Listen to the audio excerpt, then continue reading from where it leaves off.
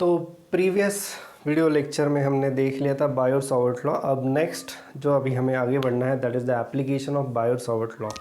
तो इसमें हम क्या करने वाले हैं, we are going to use Biot Savart law to derive magnetic field due to a straight wire, magnetic field due to long straight wire. तो इसके लिए कुछ कंडीशंस हमें देखनी पड़ेगी। पहले तो एक स्ट्रेट वायर ले लेते हैं, जो बुक में डायग्राम है उसको ज़रा देख लो। मैं बात कर रहा हूँ पेज नंबर 240 की और डायग्राम है 10.16। तो ये डायग्राम है आपके बुक में। तो हम जो एलिमेंट डीएल कंसिडर कर रहे हैं, बायोट-सावर्ट लॉ का जो एलिमेंट होता है वो डीएल, वो ये एलिमेंट हम कंसिडर कर रहे हैं जिसकी जो लेंथ है वो है डीएल। यहाँ से लेके यहाँ तक, ये साइड तक की जो लेंथ है वायर की वो है लेंथ एल, जो कि डायग्राम में दिखाई नहीं है। तो वो जो लेंथ है वो है एल, स्मॉल एल। तो ये है लेंथ एल।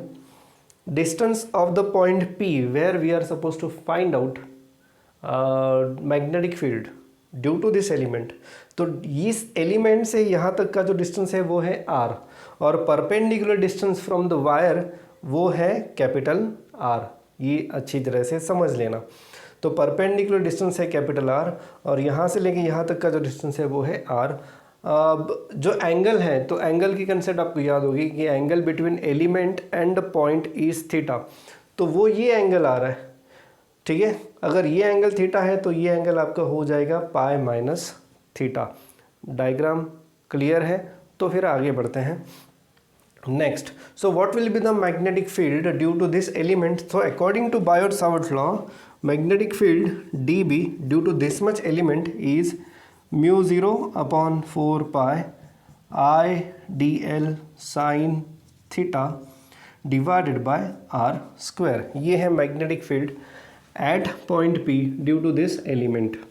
अब मुझे चाहिए magnetic field due to a long wire. ये वायर सिर्फ इतनी नहीं है, बेसिकली ये वायर पूरी इनफाइनाइट लेंथ की ये वायर है। सो यहाँ पे हम कंसिडर करेंगे दो पार्ट्स, वायर का यहाँ से लेके ऊपर का पार्ट और वायर का यहाँ से लेके नीचे का पार्ट। ये दोनों पार्ट्स हम कंसिडर करेंगे। तो सिर्फ यहाँ से लेके यहाँ का जो पार्ट है, तो total magnetic field is integration of dB आ जाएगा। तो integration of dB from zero to infinity. Zero to infinity क्यों? क्योंकि मैं जो लेंथ कंसिडर कर रहा हूँ तो मैं यहाँ से लेके ऊपर तक इनफाइनाइट लेंथ तक जा रहा हूँ। सो यहाँ से ऊपर तक, तो that's why limits are from zero to infinity. लेकिन there is lower part as well, वो भी उतनी ही लेंथ का है जितने ऊपर की लेंथ का है। तो इसलिए B इज इक्वल टू ये जो इंटीग्रेशन है, ये जो मैग्नेटिक फील्ड मुझे मिलेगा that is only upper half part. What about lower half part? तो लोअर हाफ पार्ट की वजह से उतना ही कंट्रीब्यूशन रहेगा, क्योंकि वायर जो है वो स्ट्रेट वायर है। तो जितना कंट्रीब्यूशन अपर हाफ पार्ट के लिए रहेगा उतना ही कंट्रीब्यूशन लोअर हाफ पार्ट के लिए रहेगा, और उसकी वजह से यहाँ पे हम लिखेंगे twice from zero to infinity. So ये है पहला जो इक्वेशन आपको दिखाई दे रहा है 10.36 पेज नंबर 240 पे। सो ट्वाइस क्यों, ये आपको समझ में आ गया होगा, क्योंकि हम दो हाफ पार्ट्स कंसिडर कर रहे हैं, एक इस पॉइंट से ऊपर का और एक इस पॉइंट से नीचे का half part. So that's why it is twice zero to infinity dB। So twice, अब dB क्या है? dB is mu 0 upon 4 pi I d l sine theta divided by r square. अब साइन थीटा के लिए क्या हम use कर सकते हैं? तो आपके बुक में उन्होंने दिया है sine theta is equal to sine of pi minus theta. ये अलाइड एंगल्स आपको पता होंगे, और sine of pi minus theta मुझे आराम से मिल सकता है, साइन थीटा मिलना थोड़ा मुश्किल है, but sine of pi minus theta मुझे मिल सकता है, और दोनों की वैल्यू सेम है। Because using allied angles in trigonometry we know that sine theta is equal to sine of pi minus theta, and hence अब देखो sine of pi minus theta क्या आ जाता है? Sine of pi minus theta आ जाता है opposite upon hypotenuse. So opposite है r and divided by small r। So it is r, और इस हाइपोटेनियस की जगह पे मैं लिख सकता हूँ it is r square plus l square, r square plus l square using Pythagoras theorem. सो साइन थीटा की जो वैल्यू मुझे मिल रही है वो r upon root of r square plus l square. You can see this step in equation 10.36 7 तो ये वैल्यूज़ मैं अभी यहाँ पे पुट करूँगा।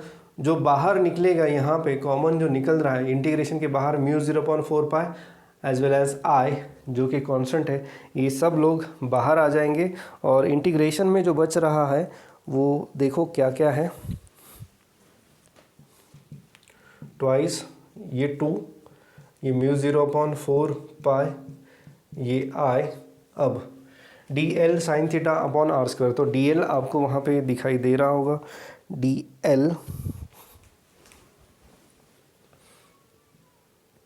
so sin theta. Now what is sin theta? Sin theta is r upon root of r square plus l square। sin theta की value लिख रहा हूँ, फिर ये dl मैं लिख रहा हूँ इनटू अब 1/r square, so 1/r square. What is r? तो r की जगह में यूजिंग पाइथागोरस थ्योरम हम लिख सकते हैं r is equal to root of r square plus l square. So here it is only r square plus l square. R square होने की वजह से ये स्क्वायर रूट साइन निकल जाएगी। ये एक्सप्रेशन आपको दिखाई दे रहा होगा। 10.37 की नीचे वाली स्टेप मैंने लिखी है यहाँ पे। Of course the limits are from 0 to infinity. अब ये जो r है ये perpendicular distance from the wire है, सो उसकी वजह से ये r बाहर आ जाएगी क्योंकि वो परपेंडिकुलर डिस्टेंस जो है वो कांस्टेंट है। सो 2 2s are 4 यानी μ0I अपॉन 2 और ये r, और अब यहाँ पे जो बचता है इस वाले ब्रैकेट में that is dl upon r square plus l square bracket raise to 3/2।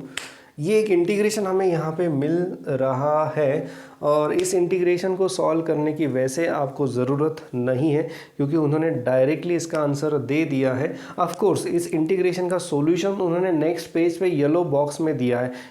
For your interest आप उस बॉक्स को देख सकते हैं। That integration is solve by using substitution method, आपने मैथमेटिक्स में पढ़ी होगी। So this integration is solve by using substitution method. But आपको जब डेरिवेशन पूछा जाएगा तो आपको ये इस इंटीग्रेशन को सॉल्व करने की ज़रूरत नहीं है। आप डायरेक्टली इसके बाद वाली स्टेप लिख सकते हो और बाद वाली स्टेप में जो इंटीग्रेशन का जो आंसर उन्होंने दिया है that is simply 1/r square. तो ये जो इंटीग्रेशन है इसकी वैल्यू आ रही है 1/r square. So I can right this, मैं इसी के सामने लिख देता हूँ, ये पूरा μ0I डिवाइडेड बाय 2 इंटू, और ये जो इंटीग्रेशन है इसकी वैल्यू आ रही है 1/r स्क्वायर। सो एक r कैंसिल हो जाएगा, आपको आंसर मिलता है μ0I upon 2 so this is the magnetic field, this is the magnetic field produced by the long, infinitely long straight wire at a perpendicular distance r from that wire। so ये है आपका final expression. हालांकि Biot Savart law का एक disadvantage ये होता है कि डेरिवेशन थोड़े से कॉम्प्लिकेटेड हो जाते हैं। Next is Ampere's law. तो सेम डेरिवेशन हम एम्पियर्स लॉ यूज़ करके भी करेंगे, आपको पता चल जाएगा कि दोनों में बहुत ज़्यादा डिफरेंस है। बट ठीक है, ठीक ठाक डेरिवेशन मुझे नज़र आ रहा है, कोई ज़्यादा कॉम्प्लेक्सिटीज़ नहीं है। यहाँ पे थोड़ा बहुत आपको लग रहा हो कि इंटीग्रेशन कैसे करना है, बट ये इंटीग्रेशन आपको करने की ज़रूरत नहीं है। आप डायरेक्टली इसकी वैल्यू लिख सकते हो, जस्टिफिकेशन में ब्रैकेट में लिख सकते हो कि where integration of dl upon r square plus l square bracket raise to 3/2 is equal to 1/r square. ये आप डायरेक्टली लिख सकते हो। इंटीग्रेशन को सेपरेटली सॉल्व करके दिखाने की ज़रूरत नहीं है। आपके लिए, आपके इंटरेस्ट के लिए उन्होंने नेक्स्ट पेज पे येलो बॉक्स पे पेज नंबर 241 पे ये इंटीग्रेशन को सॉल्व करके दे दिया है। So if you want you can follow that integration anyway, but ये यहाँ पे करने की ज़रूरत नहीं है। तो डेरिवेशन आएगा तो ये डेरिवेशन आपको आएगा 3 मार्क्स के लिए और पूरी डिटेल्स में लिखने हैं। यहाँ पे ये ट्वाइस क्यू आया, ये भी आपको वहाँ पे लिखना पड़ेगा। 0 टू इन्फिनिटी क्यों लिया? क्योंकि हम ये पार्ट यानी ये 0 कंसिडर कर रहे हैं और यहाँ से ऊपर इनफाइनाइट लेंथ तो 0 to इन्फिनिटी, इसकी वजह से यहाँ पे 0 to infinity. Why twice? Because we are considering upper half as well as lower half part, तो इसलिए दोनों की वजह से यहाँ पे सुपर पोजिशन प्रिंसिपल हम जैसे बोलते हैं कि यहाँ पे जो रिजल्टेंट मैग्नेटिक फील्ड रहेगा वो हर एक सेगमेंट की वजह से रहेगा। तो ये ऊपर वाली सारी सेगमेंट्स और नीचे वाली सारी सेगमेंट्स, उन सबको मिला के यहाँ पे मैग्नेटिक फील्ड होने वाला है। सो that's why it is integration twice, इसलिए क्योंकि upper half part and lower half part, तो इसलिए यहाँ पे ट्वाइस आ रहा है। बाकी डेरिवेशन में कुछ भी आपको लगे तो आप मुझे ग्रुप में पूछ सकते हो या फिर डिस्कशन में भी आप मुझे पूछ सकते हो। सो this is the first application of Biot Savart law in which we are determining the magnetic field due to long straight wire at a distance, perpendicular distance r from that wire। Formula बहुत ही simple आ जाता है, वो है mu 0 I upon 2 pi r। तो बढ़ते हैं आगे। Next is, अब नेक्स्ट जो मेथड है ना वो थोड़ा फिर से उन्होंने डाइवर्ट कर लिया। डाइवर्ट क्यों कर लिया? क्योंकि ये एक बार उन्होंने डिराइव कर लिया। Now we are going to determine. हमने एक चीज़ देखी थी सबसे पहले इसी चैप्टर के शुरू में, के कुछ लेक्चर्स में हमने देखा था कि whenever two parallel conductors are carrying current in opposite direction there is a force of repulsion, and when they are carrying current in same direction there is force of attraction. So ये चीज़ें हमने पहले भी देख ली थी। तो ये force होता कितना है ये अभी हमें ढूंढना है, क्योंकि हमने एक वायर की वजह से मैग्नेटिक फील्ड कितना है ये अभी ढूंढ लिया है। तो अभी हम दो वायर्स के बीच में फोर्स ऑफ अट्रैक्शन और रिपल्शन कितना रहेगा ये भी हम ढूंढने वाले। That is given on page number 241। एक और पार्ट रह गया उसमें कि एक स्ट्रेट वायर है और we want magnetic field at a distance r from the wire. तो ये जो मैग्नेटिक फील्ड है, current I is flowing through the wire, तो magnetic field at this point can be given by mu 0 I upon 2 pi r। ये expression हमने ढूंढ लिया था, ठीक है। पर उन्होंने एक और एडिशनल चीज़ यहाँ पे दी है, that is given in equation 10.39, और वो ये कहते हैं कि magnetic field at this point only because of upper part और only because of lower part वो कितना रहेगा वो भी उन्होंने यहाँ पे डिस्कस किया है। तो only because of upper part या only because of lower part, यानी हाफ सेक्शन आप बोल सकते हो। सो सीधा सीधा क्या है, हमने इसको ट्वाइस करके लिया था, तो इसको आपको आधा करना है। तो magnetic field is mu 0 I upon 4 pi r, ये आ जाएगा because of half part of the wire, यानी सिर्फ ऊपर का पार्ट आप कंसिडर कर रहे हो या फिर आप सिर्फ लोअर पार्ट कंसिडर कर रहे हो। In that case magnetic field को भी आपको आधा करना पड़ेगा, and that is mu 0 I upon 4 pi r। ये आपका एक्सप्रेशन आएगा which is given in equation 10.39। अब ठीक है, अब आगे बात करते हैं नेक्स्ट टॉपिक के बारे में। एक चीज़ हमें पता है कि whenever there is a, if there is a magnetic field like this and a conductor is placed and carrying current I in this magnetic field, then and the length of the conductor is L, then the force on this conductor is BIL। of course there is a cross product पर मैं वो angle neglect कर रहा हूँ। So the force on the conductor length is L, the conductor is carrying current I, it is kept in a magnetic field, external magnetic field B, so force on the conductor is BIL। ये हमें पता है, पर अब यहाँ पे जो case है वो देखो क्या है। यहाँ पे we are going to find out the force of attraction और repulsion between two conductors carrying current. तो यहाँ पे कंडक्टर 1 एंड कंडक्टर 2 है, they are carrying current I1 and I2 which are in same direction. दोनों conductors parallel हैं, दोनों के बीच में जो डिस्टेंस है वो है d। अब एक बात देखो यहाँ पे क्या हो रही है, conductor 1 is placed in a magnetic field of conductor 2, और इसलिए मैंने यहाँ पे B2 लिखा है। Conductor 2 is placed in a magnetic field of conductor 1, और इसलिए मैंने यहाँ पे B1 लिखा है। ये थोड़ा सा आप समझ लो। अब हमें पता है कि कंडक्टर की वजह से मैग्नेटिक फील्ड कितना रहता है ये हमें पता है। So I can write B1 as mu 0 I1 upon 2 pi d।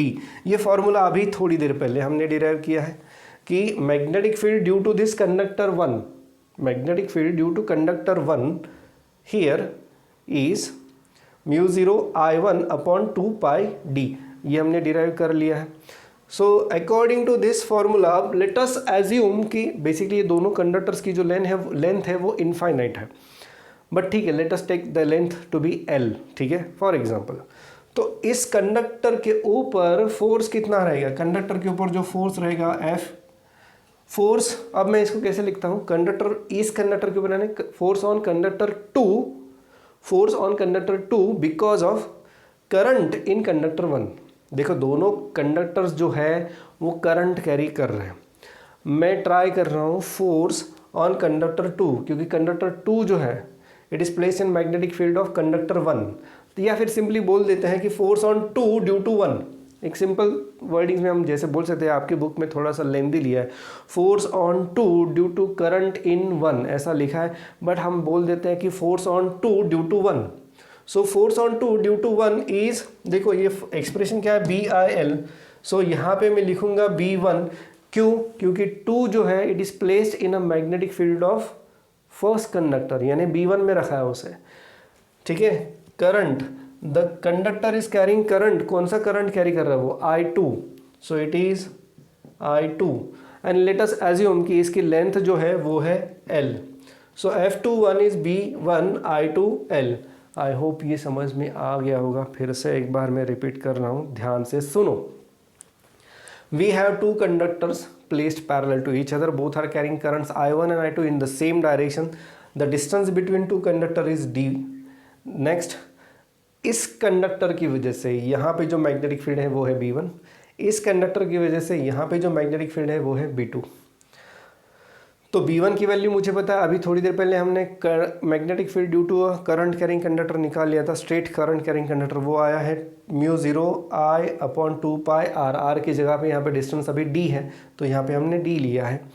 So force on this conductor, second conductor, due to first conductor, यानी फर्स्ट कंडक्टर की वजह से जो मैग्नेटिक फील्ड है उसमें हमने सेकंड कंडक्टर को रखा है, तो इसलिए ये सेकंड कंडक्टर अभी फोर्स एक्सपीरियंस करेगा। एट द सेम टाइम ये भी कंडक्टर फोर्स एक्सपीरियंस करने वाला है, बट वो उसे हम बाद में देख लेते हैं, ठीक है। So force on 2 due to 1 is B1 I2, because इसमें से जो करंट फ्लो होने वाला है वो है I2। इसका रेफरेंस ले सकते हो आप चाहिए तो, ये जो मैंने यहाँ पे लिखा है। So this conductor is carrying current I2 and let L be the length of conductor. वहाँ पे उन्होंने इंटीग्रेशन ऑफ DL कुछ तो लिया है, तो इंटीग्रेशन ऑफ DL यानी टोटल लेंथ हो जाता है, कोई बात नहीं, रहने दो उसे। और बीच में उन्होंने लॉरेंस लॉ भी यूज़ किया है। लॉरेंस लॉ जो है it is only for force on a charge particle, it is not for force on a conductor. Of course force on a conductor के लिए हमने थोड़ी बहुत लॉरेंस लॉ की कंसेप्ट को यूज़ किया था, बट ठीक है, अब उन्होंने लॉरेंस लॉ बोल दिया है, तो इसका आंसर कैसे लिखना है ये हम बाद में बता देंगे आपको, रिटर्न नोट्स में हम आपको प्रोवाइड कर देंगे। फिलहाल के लिए ये देख लो, force on 2 due to 1 is B1 I2 L। So मैं इसको सिर्फ फोर्स बोलता हूँ, उसका भी एक कारण है। तो फोर्स पर यूनिट लेंथ कितना आ जाएगा, basically generally it is asked, क्या पूछा जाता है कि फोर्स पर यूनिट लेंथ ही जनरली पूछा जाता है, unless and until length is not given, but if length is given then you will have to multiply by the length। so force per unit length कितना आ जाएगा, B1 I2। अब B1 की value कितनी है, B1 की value है μ0I1, sorry ये I2 चाहिए यहाँ पे, μ0I1, ये B1 की वैल्यू 2πd इंटू I2, यानी फोर्स पर यूनिट लेंथ जो है वो है μ0I1/2πd, और इसी को मैं कहूँगा force on second conductor due to first conductor is μ0I1/2πd। अब मैं पर यूनिट लेंथ ही क्यों कंसिडर कर रहा हूँ, क्योंकि मैंने ये एज्यूम किया है कि दोनों कंडक्टर्स की जो लेंथ है वो इनफाइनाइट है। तो अगर लेंथ इनफाइनाइट है तो according to this expression force भी इनफाइनाइट हो जाएगा, तो हमें इनफाइनाइट फोर्स नहीं चाहिए, हमें बस चाहिए फोर्स पर यूनिट लेंथ। सो फोर्स पर यूनिट लेंथ जो है वो है μ0I1/2πd। This is nothing but force on second conductor because of first.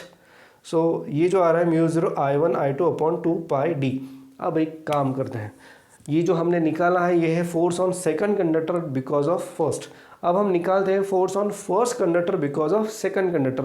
तो देखो क्या होता है। तो उसके लिए मैं क्या करता हूँ, मैं ना ठीक है इसको ऐसे रहने देता हूँ। ओके, अब हम देखते हैं कि यहाँ पे जो मैग्नेटिक फील्ड B2 है, ये मैग्नेटिक फील्ड B2 क्यों है? It is because of second conductor, ये जो करंट I2 कैरी कर रहा है, सो इसकी वजह से जो यहाँ पे जो मैग्नेटिक फील्ड है वो है B2। तो B2 की वैल्यू कितनी आ जाएगी? सो B2 की वैल्यू आपको मिलेगी mu 0 I2 upon 2 pi D.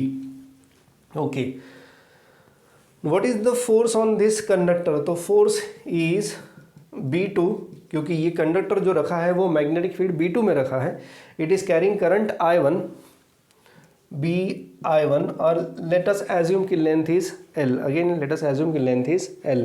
So mu 0 I2 2 pi d is the magnetic field B2। So F is B2। अब B2 कितना है आपका? ओके, अब मैं यहाँ पे डिराइव करूँगा फोर्स पर यूनिट लेंथ, क्योंकि दोनों की लेंथ जो है वो इनफाइनाइट है। दोनों की लेंथ इनफाइनाइट है, तो इस according to this expression force infinite आ जाएगा। तो इनफाइनाइट फोर्स को हमें इससे कुछ हमें एनालिसिस मिलेगा नहीं। तो let us find out force पर यूनिट लेंथ। तो फोर्स पर यूनिट लेंथ के लिए L इधर आ जाएगा और मुझे मिलता है यहाँ पे B2 I1। अब B2 कितना है? B2 यहाँ पे लिखा है मैंने, वो है mu 0 I2 upon 2 pi d into I1। तो फोर्स पर unit length mu 0 I1 I2 divided by 2 pi d. अब ये क्या है? This is the force on first conductor. So मैं यहाँ पे लिखूंगा force on first conductor due to 2 second conductor, force on first due to 2। So वो आ रहा है mu 0 I1 I2 upon 2 pi D. ये दोनों एक्सप्रेशंस अगर आप देखते हो तो दोनों एक्सप्रेशंस से ये पता चलता है कि दोनों के बीच में जो फोर्स ऑफ अट्रैक्शन या फिर फोर्स ऑफ रिपल्शन है। बेसिकली हेडिंग में उन्होंने सिर्फ अट्रैक्शन दे दिया है, बट वहाँ पे रिपल्शन भी हो सकता है if both conductors are carrying current in opposite direction. दोनों करंट अगर अपोजिट डायरेक्शन में है so there will be force of repulsion. दोनों की मैग्नीट्यूड सेम ही रहेगी, दोनों की फोर्स पर यूनिट लेंथ की जो वैल्यू है वो सेम आ रही है। हाँ, बस डायरेक्शन अपोजिट रहेगी, क्योंकि इसके ऊपर ये डायरेक्शन में फोर्स रहेगा और इसके ऊपर ये डायरेक्शन में फोर्स रहेगा। तो आपको शायद आपके टेक्स्ट बुक में ऐसा कुछ दिखाई देगा, F21 is equal to minus F12 ऐसा दिखाई देगा। माइनस क्यों? क्योंकि दोनों फोर्सेस के जो डायरेक्शन है वो अपोजिट रहेंगे। तो ये था एनालिसिस आपके इस हेडिंग का। तो ये हेडिंग मैंने दे दिया। आपके टेक्स्ट बुक में क्या कर दिया उन्होंने, इस L की जगह पे उन्होंने क्या कर दिया है, लॉरेंस फोर्सेस का एक्सप्रेशन बता दे के इंटीग्रेशन ऑफ DL कर दिया। और बाद में उन्होंने क्या कर दिया फिर, ये they are trying to find out force पर unit length. So they divided this here. So F upon integration of DL कर दिया। और बाद में जो मैंने किया है वही यहाँ पे उन्होंने करके दिखा दिया है। थोड़ा सा उन्होंने गड़बड़ कर दी है वहाँ पे, बट एनीवे इस एनालिसिस से जाएंगे तो थोड़ा इजी हो जाता है। सो इसलिए मैं ये एनालिसिस फॉलो कर रहा हूँ ताकि समझने में थोड़ी आसानी हो जाए। बाकी कुछ खास डिफरेंस दोनों डेरिवेशंस में नहीं है और कुछ बताने लायक है यहाँ पे। बाकी उन्होंने वही डिस्कशन किया है कि if the conductors are carrying current in the same direction there will be force of attraction, if they are carrying current in the opposite direction there will be force of repulsion.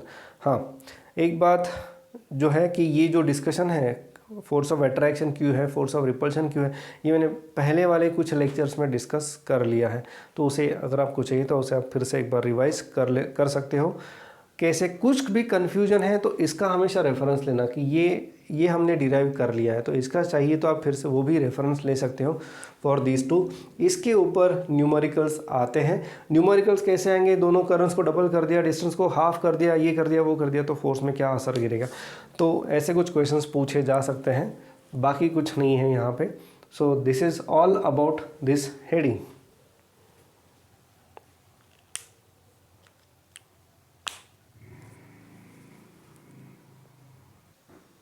Next जो discussion है that is for magnetic field due to circular arc of wire. एक circular arc है और radius of curvature जो है इसकी वो है r।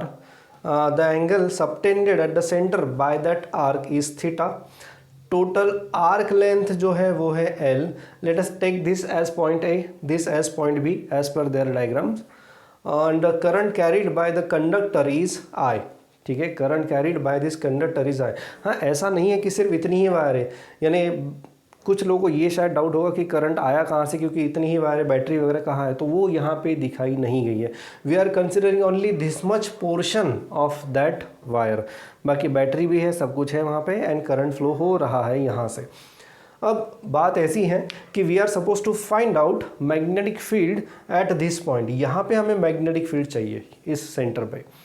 तो उसके लिए हमारे पास जो बायोट-सावर्ट लॉ है वो क्या कहता है, magnetic field d B is equal to mu zero upon 4 pi और आई, और क्रॉस प्रोडक्ट था आपका वहाँ पे d l cross r bar divided by r cube. ये वेक्टर फॉर्मूला मैं लिख रहा हूँ, ये मैंने बताया था थोड़ी देर पहले, ये आर क्यूब क्यू आ गया यहाँ पे। So mu zero upon 4 pi I d l cross r bar r cube. अब यहाँ पे डी बी मैग्नीट्यूड फॉर्म में अगर लाना है तो mu zero upon 4 pi I d l r sine sine. अब मैं क्या लूँ यहाँ पे, क्योंकि यहाँ पे मैंने थीटा बोल दिया, या फिर यहाँ का मैं सिंबल बदल लेता हूँ, ये मैं फाई ले लेता हूँ, क्योंकि आपके बुक में क्या लिया उन्होंने, थीटा ले लिया, तो मैं यहाँ पे थीटा ही लेने देता हूँ, theta. I will take it as sine phi upon r cube. अब देखो phi is angle between d l and r, इसे ज़रा अच्छी तरह से देख लेना।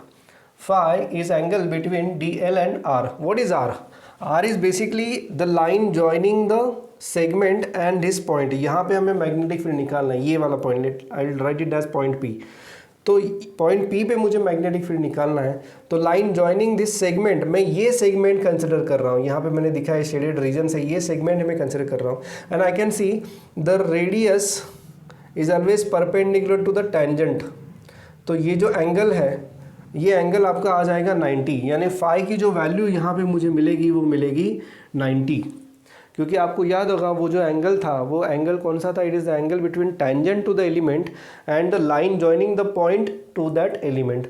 तो अब यहाँ पे line joining the point and element is radius itself, radius is always perpendicular to the tangent, और उसकी वजह से ये जो फाई है ये आपका आ रहा है 90।